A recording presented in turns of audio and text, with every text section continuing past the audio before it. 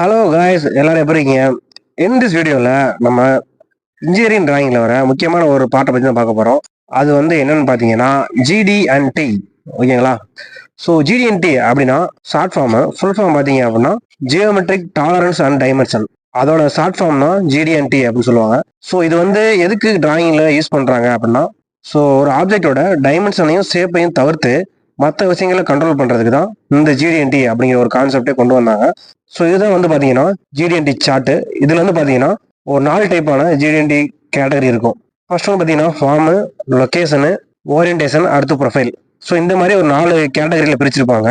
So இந்த 4 கேட்டகரியும் உள்ளேயும் பார்த்தீங்கன்னா மொத்தம் பார்த்தீங்கன்னா ஒரு 14 கேரக்டர் இருக்கு. ஓகேங்களா? அந்த 4 கேட்டகரிக்கு உள்ள ஒரு 14 கேரக்டர்ஸ் இருக்கு. ஸோ ஒவ்வொரு கேரக்டருக்கும் ஒவ்வொரு தனித்தனியான ஒரு சிம்பிள். ஸோ இந்த ஒவ்வொரு சிம்பிளுக்கும் ஒவ்வொரு மீனிங் இருக்கு. இப்போ இந்த சிம்பிள் வந்து டிராயிங்கில் கொடுத்துட்டாங்க அப்படின்னா அவங்க கேட்டிருக்க இடத்துல இந்த சிம்பிளுக்கு உண்டான விஷயத்தை வந்து அதில் நம்ம மெயின்டைன் பண்ணி ஆகணும். ஸோ இதுதான் இதோட மெயினான கான்செப்ட். ஓகேங்களா? ஸோ இப்போ ஒவ்வொரு சிம்பிளையும் பற்றி கொஞ்சம் டீப்பாக பார்க்கலாம். ஸோ இந்த ஜிடிஎன்டி அப்படிங்கிற சிம்பிள் பார்த்தீங்கன்னா நிறைய விஷயங்களை உள்ளடக்கிய ஒரு பெரிய டாபிக். நான் பார்த்தீங்கன்னா ரொம்ப சிம்பிளாக தான் எக்ஸ்பிளைன் பண்ண போகிறேன். ஸோ இந்த சிம்பிள்னா என்ன, ஸோ இந்த சிம்பிள் கேட்டிருக்காங்க அப்படின்னா அதுக்கு என்ன மீனிங்கு, ஸோ எதுக்காக அந்த இடத்துல பர்டிகுலராக அந்த சிம்பிளை மெயின்டைன் பண்ண சொல்கிறாங்க, ஸோ அதோட யூசஸ் என்ன அப்படிங்கிறத மட்டும் தான் நான் சொல்ல போகிறேன். ஓகேங்களா? ஸோ நான் ரொம்ப போட்டு இந்த டாபிக் பற்றி குழப்பல. ஸோ இதை தெரிஞ்சுட்டாலே உங்களுக்கு போக போக நீங்கள் தெரிஞ்சுக்கலாம். ஃபர்ஸ்ட் பேசிக்காக அந்த சிம்பிளை பற்றி இந்த விஷயங்கள் தெரிஞ்சாலே போதும். ஸோ நெக்ஸ்ட்டு இந்த சிம்பிள்ஸ்லாம் பற்றி ஒன் பை ஒன்னாக ப்ரீஃபாக பார்க்கலாம். ஃபர்ஸ்ட் பார்த்தீங்க அப்படின்னா ஃபார்ம் கேட்டகரியில் ஒரு 4 கேரக்டர்ஸ் இருக்குது. அதை ஃபஸ்ட்டு பார்த்துடலாம். ஓகேங்களா? ஸோ என்னென்ன கேட்டகரி பார்த்தீங்கன்னா ஃப்ளாட்னஸ், ஸ்ட்ரைட்னஸ், சிலிண்ட்ரிசிட்டி, அப்புறம் பார்த்தீங்கன்னா சர்க்குலாரிட்டி. ஸோ ஃபஸ்ட்டு ஃபார்ம் கேட்டகரியில் இந்த 4 கேரக்டர்ஸ் இருக்குது. ஓகேங்களா? ஸோ இதுதான் வந்து சிம்பிள். ஸோ ஃபஸ்ட்டு பார்த்தீங்க அப்படின்னா ஃப்ளாட்னஸ். ஃப்ளாட்னஸ் அப்படின்னா ஃப்ளாட். ஸோ நீங்கள் ஒரு ஃப்ளாட்டாக இருக்கணும், எனக்கு மிஷினிங் பண்ணுற ஏரியாவோ இல்லை நான் இந்த டிராயிங்கில் மென்ஷன் பண்ணிக்க ஏரியா வந்து எனக்கு ஃப்ளாட்டாக வேணும் அப்படின்னு டிசைனர் வந்து ஒரு டிமாண்ட் வைப்பார். மேனுஃபேக்சருக்கு ஒரு டிமாண்ட் வைக்கிறதா இந்த சிம்பிள். ஸோ எந்த இடத்துலலாம் இந்த சிம்பிள் வருதோ டிராயிங்கில் அந்த இடத்துலலாம் எனக்கு வந்து ஒரே மட்டமாக வேணும், ஒரே சீராக இருக்கணும் அந்த ஃபேஸு.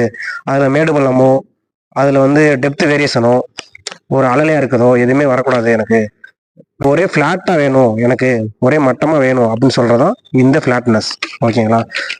ஸோ இது எதுக்காக ஒரு ஒர்க் பீஸில் இல்லை ஒரு ஆப்ஜெக்டில் இந்த ஃப்ளாட்னஸ் கேட்குறாங்க அப்படின்னா, ஸோ இதுக்கு மேலே அசம்பிள் ஆகிற பீஸ் வந்து நல்லா கனெக்ட் ஆகிறதுக்காக இந்த ஒர்க் பீஸும் அது மேலே அசம்பிள் ஆகிற இன்னொரு ஒர்க் பீஸும் ஸோ ரெண்டுமே பார்த்தீங்கன்னா நல்ல கான்டாக்ட் கிடைக்கிறதுக்காக. ஸோ 2 பீஸுமே நல்ல கான்டாக்டில் அசம்பிள் ஆனால் தான் அதோட பர்பஸ் வந்து கரெக்டாக இருக்கும். அதனால தான் இந்த ஃப்ளாட்னஸ் அப்படிங்கிற ஒரு சிம்பிளை ஒரு கண்ட்ரோலை அந்த இடத்துல வைக்கிறாங்க. இப்போ ஃப்ளாட்னஸ் இல்லை அப்படின்னா என்ன ஆகும்னா, ஸோ இப்போ அலையாக இருக்குது, மேடு பள்ளமாக இருக்குது அப்படின்னா ஒரு ஒர்க் பீஸோட சர்ஃபேஸும் இன்னொரு ஒர்க் பீஸோட சர்ஃபேஸும் ஒழுங்காக ஒட்டாது, அந்த அளவுக்கு வந்து கான்டாக்ட் இருக்காது. ஓகேங்களா? அதனால இந்த ஃப்ளாட்னஸ் அப்படிங்கிற ஒரு கான்செப்டை கேட்குறாங்க. ஸோ நெக்ஸ்ட் பார்த்தீங்க அப்படின்னா ஸ்ட்ரெயிட்னஸ். ஸ்ட்ரெயிட்னஸ் அப்படின்னா ஸ்ட்ரெயிட், எனக்கு ஆப்ஜெக்ட் வந்து நான் மென்ஷன் பண்ணுற இடத்துல ஸ்ட்ரெயிட்டாக வேணும் அப்படிங்கிறத சொல்கிறதான் இந்த ஸ்ட்ரெயிட்னஸ் சிம்பிள். ஸோ எந்த இடத்துல இந்த ஸ்ட்ரெயிட்னஸ் சிம்பிள் வந்திருக்கோ அந்த இடத்துல நம்ம வந்து ஸ்ட்ரெயிட்டாக அதை மெயின்டைன் பண்ணணும், அந்த ஆப்ஜெக்டை வந்து ஸ்ட்ரெயிட்டாக மெயின்டைன் பண்ணணும். ஸோ பெண்ட் எதுவும் இல்லாமல் வளையாமல் நம்ம கரெக்டாக ஆப்ஜெக்டை ஓட்டி கொடுக்கணும், மிஷினிங் பண்ணி கொடுக்கணும். ஓகேங்களா? ஸோ அதுக்கு தான் வந்து இந்த ஸ்ட்ரெயிட்னஸ் அப்படிங்கிற சிம்பிள். ஸோ இது எங்கெல்லாம் கேட்பாங்க அப்படின்னு பார்த்தீங்கன்னா மோஸ்ட்லி இந்த டர்னிங் ஜாப்ல தான் கேட்பாங்க. லென்த்து ராடு இல்லை லென்த்து ஷாஃப்ட் போய் வேற ஒரு க்ளோஸ் டாலரன்ஸ் உடைய ஒரு போரில் போய் அசம்பிள் ஆகுது அப்படின்னா அந்த இடத்துல ஸ்ட்ரெயிட்னஸ் கேட்பாங்க. இப்போ இந்த சிம்பிள் கேட்கல அப்படின்னா ஜாப்ல வந்து பெண்ட் இருந்தது அப்படின்னா க்ளோஸ் டாலரன்ஸ் உள்ள ஒரு போர் உள்ள நீங்கள் இந்த ஷாஃப்டை உள்ளே விடும் போது கண்டிப்பாக உள்ளே போகாது. ஸோ சைஸ் எல்லாமே கரெக்டாக இருக்கும், போர் சைஸும் கரெக்டாக இருக்கும், ஷாஃப்ட் சைஸும் கரெக்டாக இருக்கும். அஸ் பர் டிசைன் படி ரெண்டுமே சைஸ் கரெக்டாக இருந்தாலும் இந்த பெண்ட் அப்படிங்கிற ஒன்று வந்துச்சு அப்படின்னா உள்ளே போகாது, ஷாஃப்ட் வந்து அந்த போர் உள்ள அசம்பிள் ஆகாது. ஸோ அதை கண்ட்ரோல் பண்ணுறது தான் வந்து இந்த ஸ்ட்ரெயிட்னஸ் அப்படிங்கிற சிம்பிள். ஸோ இந்த ஸ்ட்ரெயிட்னஸ் சிம்பிள் வந்துச்சு அப்படின்னா நம்ம ஆப்ஜெக்டை ஒரே மாதிரி ஸ்ட்ரெயிட்டாக மிஷினிங் பண்ணி கொடுக்கணும். நெக்ஸ்ட் பார்த்தீங்க அப்படின்னா சிலிண்டரிசிட்டி. அதோட சிம்பிள் பார்த்தீங்கன்னா இப்படி தான் இருக்கும், ஒரு ரவுண்டு போட்டு இப்படி சைடில் வந்து 2 கொம்பு மாதிரி இப்படி மேலேங்களையும் போகும். ஓகேங்களா? ஸோ இதுதான் அதோட சிம்பிள். ஸோ இந்த சிம்பிள் எதுக்காக கேட்குறாங்க அப்படின்னா ஒரு சிலிண்ட்ரிக்கல் ஜாபில் ஓவரால் ஃபார்மையும் கண்ட்ரோல் பண்ணுறது கேட்பாங்க. ஸோ ரவுண்ட்னஸும் வேணும், ஸ்ட்ரெயிட்னஸும் வேணும், எனக்கு ரெண்டுமே வேணும் அப்படிங்கிற இடத்துல இந்த சிலிண்டரிசிட்டி கேட்பாங்க. ஸோ அந்த ஒரு சிலிண்ட்ரிக்கல் ஜாப் இருக்குது அப்படின்னா அதோட ரவுண்ட்னஸும் எனக்கு கரெக்டாக வேணும், இன்னொன்று வந்து அதில் பெண்ட் இருக்கக்கூடாது, அதில் ஓவால்ட்டியோ இல்லை வந்து ரவுண்ட் இல்லாமல் வேறு மாதிரி ஷேப்லையோ எதுவுமே எனக்கு போயிடக்கூடாது.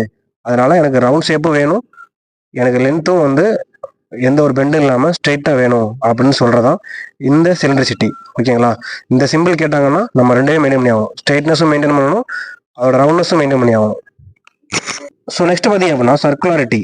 ஸோ இது வந்து பார்த்தீங்கன்னா ஒரு ஆப்ஜெக்ட் வந்து ரவுண்ட் ஷேப்பில் வேணும் அப்படின்னு மென்ஷன் பண்ணுறதான் இந்த சர்க்குலாரிட்டி. ஸோ சர்க்குலாரிட்டி அப்படின்னா வெறும் ரவுண்டை மட்டும் மென்ஷன் பண்ணுறது. ஒரு ஆப்ஜெக்ட் வந்து எனக்கு ரவுண்டாக வேணும், ஆப்ஜெக்டில் வர ஒரு ஆப்ரேஷனோ இல்லை ஆப்ஜெக்டை வந்து எனக்கு ரவுண்ட் ஷேப்பில் ஒரே மாதிரி ரவுண்டாக வேணும் அப்படின்னு மென்ஷன் பண்ணுறது. சிலிண்ட்ரிசிட்டி அப்படின்னா ரவுண்ட்னஸ் ப்ளஸ் டைட்னஸ் ரெண்டுமே சேர்ந்து மெயின்டைன் பண்ணுறது. ஓகேங்களா? இது ரெண்டையும் போட்டு குழப்பிக்க வேணாம். ஸோ சர்க்குலாரிட்டிங்கிறது இப்படி தான் இருக்கும் சிம்பிள். ஸோ இந்த சிம்பிள் கேட்டாங்க அப்படின்னா ஸோ இந்த ஆப்ஜெக்ட் வந்து ரவுண்டாக வர்றது மாதிரி ரவுண்டாக இருக்கிறது மாதிரி நம்ம மிஸ்ஸிங் பண்ணி கொடுக்கணும். ஸோ இந்த சிலிண்ட்ரிசிட்டியை எந்த இடத்துல கேட்பாங்க அப்படின்னா ரொம்ப பர்ஃபெக்டாக பர்பஸ் ஆகிற இடத்துல, அசம்பிள் ஆகிற இடத்துல இந்த ரவுண்ட்னஸ் கண்டிப்பாக கேட்பாங்க. மோஸ்ட்லி பார்த்தீங்கன்னா இன்ஜின் பார்ட்ஸு, அப்புறம் இன்ஜின் பார்ட்ஸில் வர பேரிங் உட்கார அசம்பிளி ஏரியா, அப்புறம் பார்த்தீங்கன்னா சாஃப்ட்டு ரொட்டேட்டிங் சாஃப்ட் வர ஏரியா, ஸோ அந்த மாதிரி இடத்துலலாம் இந்த ரவுண்ட்னஸ் கண்டிப்பாக கேட்பாங்க. ரெண்டு ஆப்ஜெக்ட்லையுமே நம்ம வந்து ரவுண்ட்னஸ் மெயின்டைன் பண்ணால் தான் அது கரெக்டாக அசம்பிள் ஆகி பர்ஃபார்மன்ஸ் கரெக்டாக இருக்கும். இந்த ஃபார்ம் அப்படிங்கிற கேட்டகரியில் உள்ள இந்த 4 சிம்பிளையும் பற்றி பார்த்தாச்சு. ஸோ அடுத்து பார்த்தீங்க அப்படின்னா லொக்கேஷன்.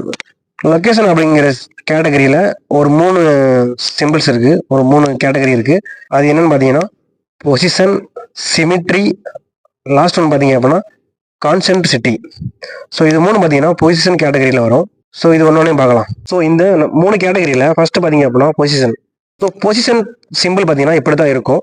ஸோ இதோட மீனிங் என்ன அப்படின்னா டிஸ்டன்ஸ் வந்து நம்ம கரெக்டாக மெயின்டைன் பண்ணி ஆகணும். இந்த சிம்பிள் கேட்டிருக்க ஹோலோ இல்லை போரோ வந்து பார்த்தீங்கன்னா எவ்வளோ டிஸ்டன்ஸில் மிஷினிங் பண்ண சொல்லியிருக்காங்களோ அவ்வளோ டிஸ்டன்ஸில் நம்ம கண்டிப்பாக மிஷினிங் பண்ணணும். அதில் எந்த சேஞ்சஸ் இருக்கக்கூடாது. ஓகேங்களா?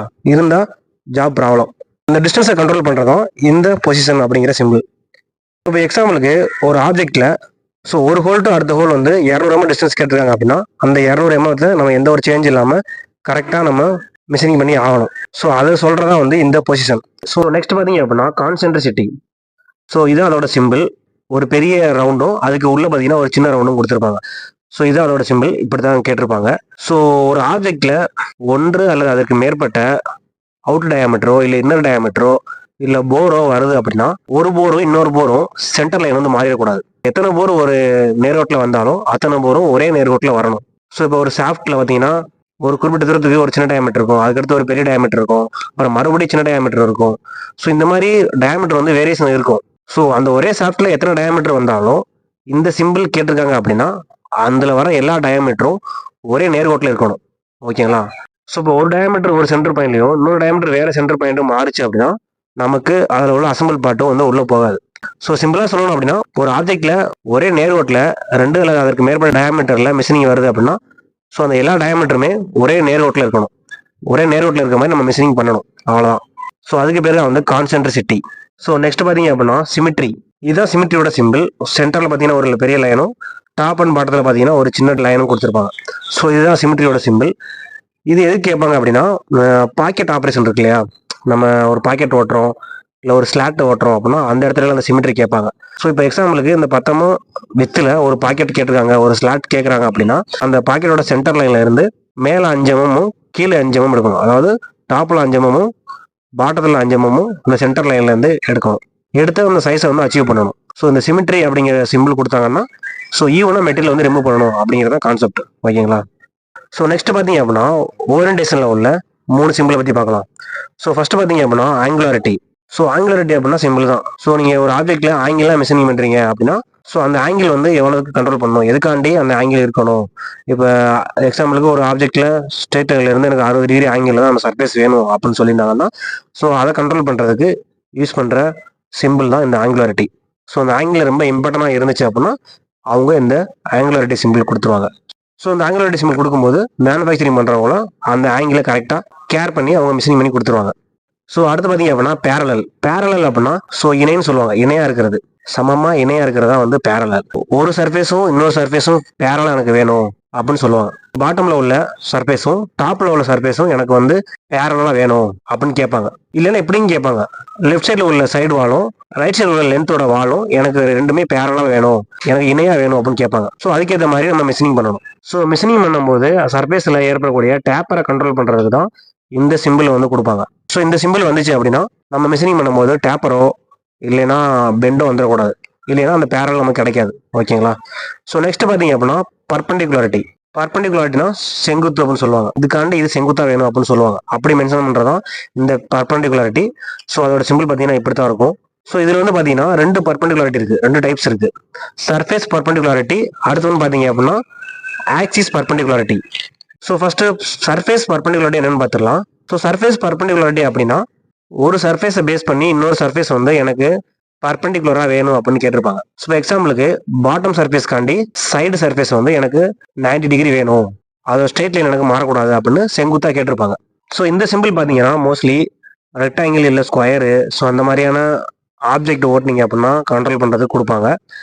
அப்படின்னா அந்த எல் ஷேப்பில் ஏதாவது மிஷினிங் பண்ணுறீங்க ஆப்ஜெக்ட் அப்படின்னா அப்போக்கெல்லாம் கண்டிப்பாக இந்த சர்ஃபேஸ் பர்பெண்டிகுலாரிட்டி கொடுப்பாங்க. ஸோ அடுத்து பார்த்தீங்க அப்படின்னா ஆக்சிஸ் பர்பெண்டிகுலாரிட்டி. ஸோ சேம் அதே மாதிரி தான் பர்பெண்டிகுலாரிட்டியை தான் கண்ட்ரோல் பண்ணுவாங்க இதுலேயுமே. இந்த ஆக்சிஸ் பர்பெண்டிகுலாரிட்டி பார்த்தீங்கன்னா போரு இல்லை ஹோலு அப்படி இல்லைன்னா சாஃப்ட்டு, ஸோ அந்த மாதிரி ஐட்டத்தெல்லாம் செங்குத்தா ஓட்டணும், செங்குத்தா மிஷினிங் பண்ணணும் அப்படிங்கிறத கண்ட்ரோல் பண்ணுறதுக்கு இதை இந்த ஆக்சிஸ் பர்பெண்டிகுலாரிட்டி யூஸ் பண்ணுவாங்க. ஸோ இந்த பர்பெண்டிகுலாரிட்டி சிம்பிள் பார்த்தீங்க அப்படின்னா எந்த சர்ஃபேஸ்க்காண்டி எதை பர்பெண்டிகுலாரிட்டி கேட்டிருக்காங்களோ அதை வந்து நம்ம செங்குத்தா மிஷினிங் பண்ணி ஆகணும், 90 டிகிரிக்கு மிஷினிங் பண்ணி ஆகணும். ஸோ அதான் கான்செப்ட். ஸோ அடுத்து பார்த்தீங்கன்னா ப்ரொஃபைல் கேட்டகரியில் ஒரு 4 சிம்பிள் இருக்குது. அது என்னென்னு பார்த்தீங்கன்னா profile of a surface, profile of a line, run out, அப்புறம் லாஸ்ட் ஒன் பார்த்தீங்கன்னா டோட்டல் ரன் அவுட். ஸோ இது எல்லாத்தையும் வந்து பார்க்கலாம். ஸோ இது வந்து பார்த்தீங்கன்னா ப்ரொஃபைல் கேட்டகரியில் வருது. ஓகேங்களா?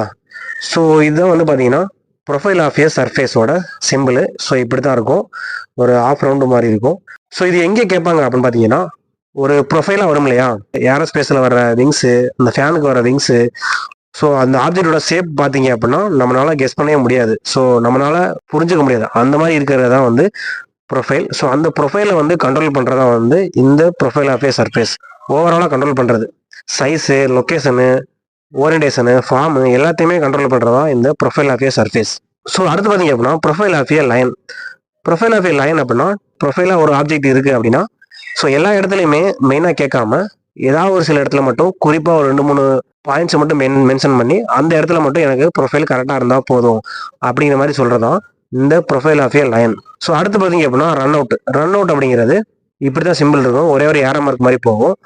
ஸோ இது எங்கே கேட்பாங்க அப்படின்னா சாஃப்ட்டில் வந்து மோஸ்ட்லி கேட்பாங்க. சாஃப்ட் ஐட்டம், சிலிண்ட்ரிக்கல் ஐட்டம், அந்த மாதிரி ஐட்டத்துலலாம் வந்து இந்த ரன் அவுட் மெயினாக கேட்பாங்க. அந்த சாஃப்டோட ஒரு எட்ஜை வந்து கிளாம் பண்ணிட்டு ரொட்டேட் பண்ணீங்க அப்படின்னா வந்து ரொட்டேட் ஆகும்போது ஒரே நேர்வுக்கில் இருக்கணும். ஸோ அதில் வந்து பெண்டோ இல்லை ஸ்ட்ரெயிட்னஸ் இல்லைனாலும் அது வந்து கரெக்டான ரவுண்டில் இருக்காது, ஒரு மாதிரியா உலட்டி ஓடும். ஸோ உதறி உதறி ஓடுற மாதிரி இருக்கும். ஸோ அதை கண்ட்ரோல் பண்ணுறதா வந்து இந்த ரன் அவுட் அப்படிங்கிறது. நீங்கள் டயலை ஏதாவது 2 இடத்துல வச்சு பார்த்தாலே போதும், ஸோ அது கரெக்டாக இருந்தால் கஸ்டமர் வந்து ஓகேன்னு சொல்லிடுவாங்க. நெக்ஸ்ட் பார்த்தீங்க அப்படின்னா total run out. Total run அவுட்டும் சேம் அதே மாதிரி தான். சாஃப்ட்டோ இல்லை ஒரு சிலிண்ட்ரிக்கல் பார்ட்டோ சிலிண்ட்ரிக்கல் ஆப்ஜெக்டையோ நீங்கள் ஒரு எண்டை வந்து கிளாம் பண்ணிட்டு அதை ரொட்டேட் பண்ணீங்க அப்படின்னா ஓவராலாகவே டயல் பண்ணி பார்ப்பாங்க. டயல் பண்ணி பார்க்கும்போது அந்த ரன் அவுட் எதுவும் வராமல் இருந்தால் மட்டும்தான் ஜாப் ஓகே பண்ணுவாங்க, அப்படி இல்லைன்னா ஜாப் ரிஜெக்ஷன் தான். ஸோ அதுக்கு பேர் தான் வந்து total run out. So run out அப்படின்னா ஸோ ஏதாவது 2-3 பாயிண்ட் மட்டும் இன்ஸ்பெக்ஷன் பண்ணி ஓகே பண்ணுவாங்க. டோட்டல் ரன் அவுட் அப்படின்னா ஜாபோட ஓவரால் சர்ஃபேஸையும் செக் பண்ணிட்டு அதில் ரன் அவுட் இல்லைன்னா மட்டும்தான் ஜாப் ஓகே பண்ணுவாங்க. ஸோ இதுதான் வந்து ரன் அவுட்டுக்கும் டோட்டல் ரன் உள்ள வித்தியாசம். ஸோ இது எல்லாமே பார்த்தீங்கன்னா ஜிடிஎன்டி சிம்பிள்ஸ். ஸோ ஒவ்வொரு சிம்பிளுக்கும் ஒவ்வொரு மாதிரியான ஃபியூச்சர் கண்ட்ரோல் கேட்டிருப்பாங்க. ஸோ அதுக்கேற்ற மாதிரி நம்ம மிஷினிங் பண்ணணும். ஓகேங்களா? ஸோ இந்த ஜிடிஎன்டியை நம்ம ஃபுல்லாக அண்டர்ஸ்டாண்ட் பண்ணுறதுக்கு இன்னொரு விஷயமும் பார்க்க வேண்டியிருக்கு. அது என்னன்னு பார்த்தீங்கன்னா datum and future control frame. So இது ரெண்டையும் பற்றி நம்ம பார்க்கணும். டேட்டம் ஃபர்ஸ்ட் பார்த்துடலாம். டேட்டம் அப்படிங்கிறது என்னன்னா எந்த ஃபியூச்சருக்காண்டி எந்த ஃபியூச்சரும் நீங்கள் கண்ட்ரோல் பண்ணணும் அப்படிங்கிறத மென்ஷன் பண்ணுறது தான் டேட்டம். ஸோ அதோட சிம்பிள் பார்த்தீங்கன்னா இப்படி தான் இருக்கும். முக்கோண மாதிரி ஒரு ஷேப் வந்து அதுக்கு மேலே வெர்டிகல் லைன் போயிட்டு அதுக்கப்புறம் ஒரு போர்டு மாதிரி வச்சு அதுக்கு உள்ள ஒரு லெட்டரை வந்து மென்ஷன் பண்ணியிருப்பாங்க. ஏ இல்லை பி சி அந்த மாதிரி லெட்டர் வந்து கொடுத்துருப்பாங்க. ஸோ இதுக்கு பேர் வந்து டேட்டம். ஸோ இந்த ஃபியூச்சர் கண்ட்ரோல் ஃப்ரேம் அப்படிங்கிறது என்னன்னா ஸோ இந்த மாதிரி ஒரு பெரிய காலமாக இருக்கும், ரெக்டாங்கிள் பாக்ஸ் இருக்கும். அதுக்குள்ளே வந்து பார்த்தீங்கன்னா ஒரு 3-4 கட்டம் இருக்கும். ஃபர்ஸ்ட் பார்த்தீங்க அப்படின்னா சிம்பிள் கொடுத்துருவாங்க. ஸோ அதோட சிம்பிள். அதுக்கு அடுத்து பார்த்தீங்கன்னா இந்த மாதிரி ஒரு வேல்யூ கொடுத்துருப்பாங்க, 0.01, 0.02. ஸோ அந்த மாதிரி பாயிண்ட்ஸ் கொடுத்துருப்பாங்க. அதுக்கு அடுத்து பார்த்தீங்கன்னா ஏ அல்லது பி சி கொடுத்துருப்பாங்க, இல்லை ஒரே இதில் வந்து ஏ பியும் கொடுத்துருப்பாங்க. ஸோ இதுதான் வந்து பார்த்தீங்கன்னா ஃபியூச்சர் கண்ட்ரோல் ஃப்ரேம். ஸோ இந்த டேட்டம் அப்படிங்கிறது எதுக்காக எதை நீங்கள் மிஷினிங் பண்ணணும், ஸோ எந்த ஃபியூச்சருக்காண்டி எந்த ஃபியூச்சரை நீங்கள் கண்ட்ரோல் பண்ணி மிஷினிங் பண்ணணும் அப்படின்னு சொல்கிறதான் இந்த டேட்டம். ஸோ எக்ஸாம்பிள் பார்த்தோம் அப்படின்னா நம்ம பர்பெண்டிகுலாரிட்டி அப்படிங்கிற ஒரு விஷயம் பார்த்தோம் இல்லையா, ஒரு சர்ஃபேஸ்க்காண்டி இன்னொரு சர்ஃபேஸ் வந்து எனக்கு பர்பெண்டிகுலாரிட்டி வேணும் அப்படின்னு கொடுத்துட்டாங்கன்னா, ஸோ ஒரு சர்ஃபேஸில் இந்த டேட்டம் கொடுத்துருப்பாங்க. ஸோ இந்த மாதிரி இப்படி போர்டு வச்சு இந்த கீழே இருக்கு இல்லையா அந்த முக்கோணம் மாதிரி ஒரு ஷேப்பு, அது வந்து அந்த சர்ஃபேஸில் வச்சிருவாங்க. அந்த சர்ஃபேஸ் லைனும் இந்த லைனும் ஒரே நேரோட்டில் வரைஞ்சு, ஸோ அதுக்கு கீழே வந்து இந்த மாதிரி ஏ அப்படிங்கிற போர்டு தொங்குற மாதிரி வச்சிருப்பாங்க. போர்டு இருக்கிற மாதிரி அந்த சர்ஃபேஸ் இருக்கும். இதுதான் வந்து டேட்டம். இதை சார்ந்து அடுத்து எதாவது மிஷினிங் பண்ணணுமோ அந்த லைன்ல இந்த ஃபீச்சர் கண்ட்ரோல் ஃப்ரேம் வந்து கொடுத்துருப்பாங்க. அந்த மாதிரி ஒரு லைன் போட்டு அந்த ரெக்டாங்கிள் பாக்ஸ் வந்து அங்கே வச்சு, ஸோ அந்த பர்பெண்டிகுலாரிட்டி சிம்பிள் கொடுத்துருவாங்க. அதுக்கப்புறம் அந்த பர்பெண்டிகுலாரிட்டி எவ்வளோ டாலரன்ஸ்குள்ள வேணும் அப்படின்னு கொடுத்துருப்பாங்க. இப்போ 0.02 அப்படிங்கிற மாதிரி கொடுத்துருப்பாங்க. சிம்பிள் என்னன்னு கொடுத்துட்டாங்க, அதுக்கடுத்து டாலரன்ஸ் கொடுத்துட்டாங்க. அதுக்கடுத்து பார்த்தீங்கன்னா எந்த டேட்டாக்காண்டி மிஷினிங் பண்ணணும் அப்படின்னு கொடுத்துருப்பாங்க. ஸோ அப்போ இங்கே ஏன்னு இருக்கு அப்படின்னா இந்த சர்ஃபேஸ்க்காண்டி இந்த சர்ஃபேஸ் எனக்கு பர்பெண்டிகுலாரிட்டி வேணும் அப்படின்னு டிசைனர் சொல்லியிருக்காரு. ஸோ அதுக்கேற்ற மாதிரி நம்ம மிஷினிங் பண்ணணும். ஸோ அவ்வளோதான். ஸோ இப்படி தான் வந்து இந்த GD&T சிம்பிளை நம்ம அண்டர்ஸ்டாண்ட் பண்ணணும். ஸோ எந்த ஃபீச்சருக்காண்டி எந்த ஃபியூச்சரை கண்ட்ரோல் பண்ண சொல்லியிருக்காங்க, ஸோ அந்த GD&T சிம்பிளில் எந்த சிம்பிள் கேட்டிருக்காங்க அப்படிங்கிறத ரெண்டு விஷயத்தையுமே பார்த்துக்கணும். ஸோ அதுக்கேற்ற மாதிரி நம்ம மேனுஃபேக்சரிங் பண்ணணும்.